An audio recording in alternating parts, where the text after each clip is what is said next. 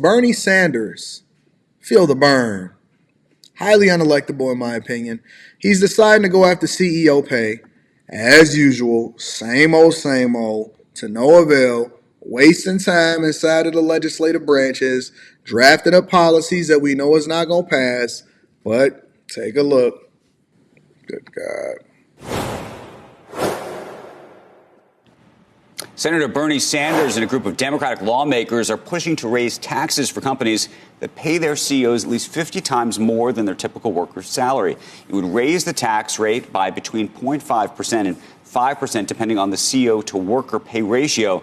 The union-backed proposal would generate about $150 billion in revenue over 10 years from major companies like Walmart, Alphabet, Home Depot, JP Morgan, Nike, and McDonald's. Senator Sanders saying the companies could avoid the tax hike by raising workers' pay and reducing CEO salaries. The bill faces an uphill battle in the Senate, where Democrats would need the help of 9 Republicans to pass it, as well as in the Republican-controlled House of Representatives. And if I could have just offered this brief commentary for half a second about this, which I find very frustrating.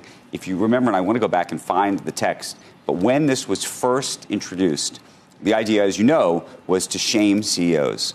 But at the time, Democrats, if I remember this correctly, specifically said it was not going to be used in any other way, meaning it wasn't going to be used to then go tax it. This goes to your, Joe, and Becky, I'll give you credit for when we talk about slippery slopes and the like. Mm-hmm. But, you know, by putting this data out there, the original goal was to say, okay, shareholders are going to see this information. It's going to be transparent. They're going to have a better sense of what comp is. And maybe it's going to force boards to rethink this. Mm-hmm. Now, so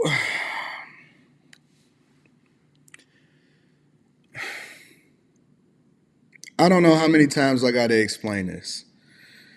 Shareholders, board members, they're never going to reduce CEO pay. You know why? For 2 reasons. Compensation is largely tied to the success of the company. So when you do well, we do well. Especially for publicly traded companies. When you do well, we do well. Okay? So the reason why Elon Musk made so much money was because his compensation was tied to the success of the company.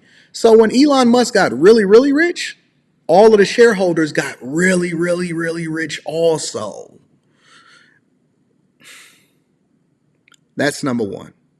Number two, if you really study CEO pay, you can't really tax it the way that you think that it should be taxed because it's an assumption, meaning that if you look at their base salary is usually less than $1 million. It's a fact. Go and look it up. Their compensation is tied to their bonuses and then, more importantly, the equity that they have in a company. So when they're awarded shares, most of the time they don't even sell the shares. We anticipate how much a person is worth by understanding exactly how many shares they have in a company.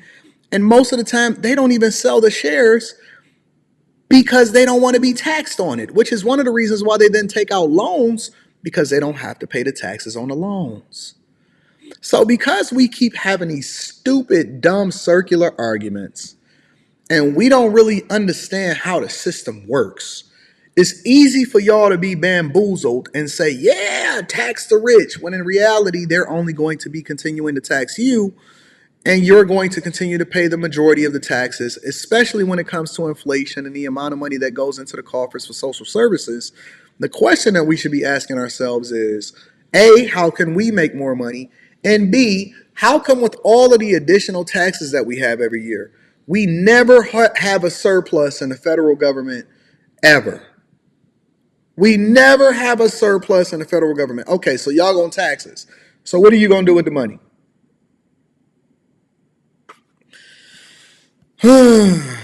Anyways, so in addition to that, Nikki Haley, who is the last and final candidate that is in a race for the Republican nomination, is continuing her campaign and saying that she won't drop out, even though all of the other more viable candidates have already dropped out.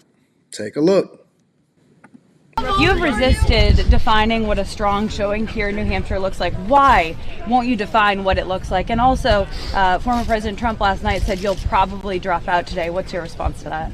I don't do what he tells me to do. I've never done what he tells me to do. Look, I mean, I think strong, I've always said we'll know strong when the numbers come in. It's not like a certain number. I don't go there and say, oh, I have to have this number, I have to have that number. What I've always had in my mind is I want to be stronger than Iowa. And then South Carolina, I want to be stronger. Let's see what that looks like. Y'all will all be talking about it. So you can decide later whether that's strong or not, but that's what we're going to be watching for. If Trump beats you by double digits here in New Hampshire, do you think that your campaign has a future? You know, when we come in and we start the day, and there were 14 candidates in this race, I didn't get here because of luck. I got here because I outworked and outsmarted all the rest of those fellas. So I'm running against Donald Trump, and I'm not going to talk about an obituary just because y'all think we have to talk about it. I'm going to talk about running the tape and saving this country. So Nikki Haley continues to press forward, wasting time, taxpayers' money, and she's saying that she beat everybody, and it's not true. The reality is that every other man understands the dynamics of what power is. So they clearly seen that, look, it's no possible way that we're going to beat Trump and becoming a Republican nomination. So what we are going to do is try not to offend him, don't be an idiot, and make sure that we align ourselves with him for the possibility of what we can benefit as far as from our state, the different cabinet members. Maybe I could be the Secretary of Defense. Maybe I can be the energy manager. Maybe I can be his vice president, right? We're not going to torpedo our chances by continuing to run a wasteful race against a person who the American people have clearly selected as the Republican nomination. So, but this is one of the reasons why we don't need this type of behavior inside of the White House. It's foolishness. And so she continues to try to make headlines for herself, try to promote herself to no avail, but do what you do, Nick. Do what you do, Nick. People in the chat saying that's not even her real name. She named herself like a black woman, Nikki with an I. Okay, I got you, Nikki. I see you, baby girl. Anyways, last but not least, this is a really weird story, and I anticipated possibly even doing a full segment on it. But I said that I was going to watch it. But there's how many of you heard of this story? So 3 Kansas City Chiefs fans was found frozen to death outside of the home of a friend who had no knowledge that their bodies were outside, according to what the lawyer says. Let me give you a quick update of what's happening, because this is something that's been bubbling for a little while now, and I've been paying attention to it, but it's really starting to catch steam. 2 weeks ago, 3 men died at a Northland home, their bodies found in the backyard. Tonight, we're hearing from the attorney of the man who used to live in that home and has since moved out. A family member of one of the victims isn't buying the story they're hearing either. It happened at a rental home near Northwest 83rd Terrace and North Overland Drive in Platte County. Fox 4's Malik Jackson continuing our coverage at police headquarters downtown tonight. Malik, this case remains under investigation, and we do now have it confirmed that the man once living there is gone? Yeah, John, we had reported that there was a U-Haul outside of Jordan Willis's home over the last weekend, about a week ago, and now his attorney has confirmed with Fox 4 that he has moved out. His attorney also clearing up inconsistencies that they themselves had been releasing over the last couple of days. And tonight, the backdrop to all of this is that 3 families are still searching for answers on how Clayton McGinney, David Harrington, and Ricky Johnson died.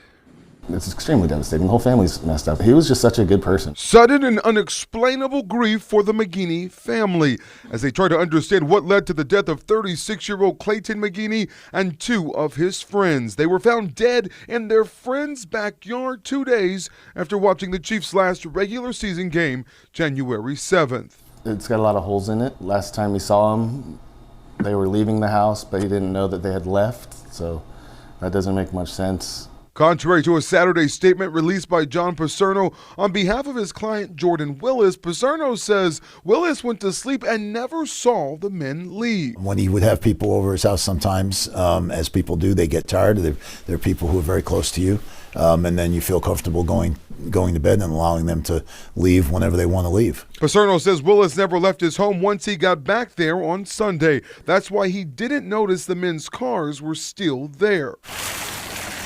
Paserno also claims that his client didn't hear anyone banging on the door over 2 days, nor did he hear McGinney's fiance break in and scream his name.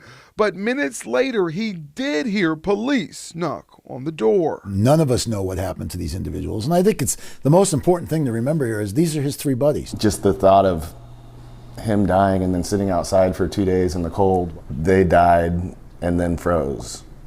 They didn't freeze to death.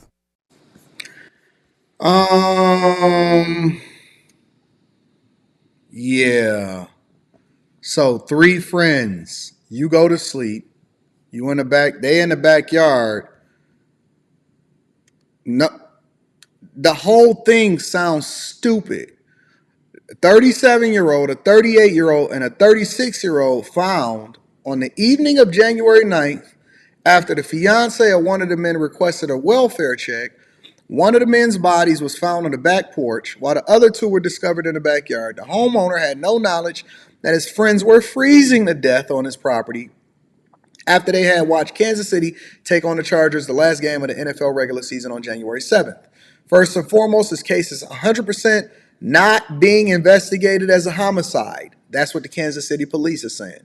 There have been no arrests, no charges, nobody is in custody, and there is no specific threats or concerns for the surrounding community at the time. The resident at the house was cooperative with detectives the day the deceased were discovered. Kansas City police did not immediately respond to a request from the Post about why the men may have declined to seek shelter or if they were under the influence or drugs of alcohol. Temperatures on the 7th and the 8th reached the low 30s before plummeting into the teens.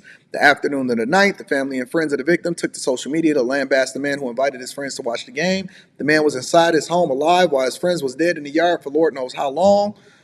They were all hanging out since the game Sunday, and he knew people were looking for them, and he read messages of the people searching for him on Tuesday. They say, my husband banged on his door for 20 minutes.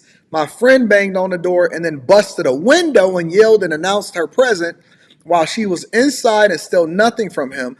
Then cops came 10 minutes later and he comes out nonchalant in his boxers with an empty wine glass in his hand. Nothing is adding up. Dave, Clay, and Ricky need and deserve justice.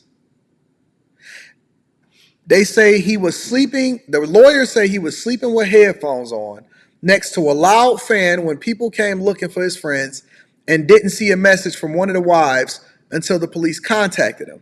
They say the man also did not think it was unusual for his friends to have left their cars overnight.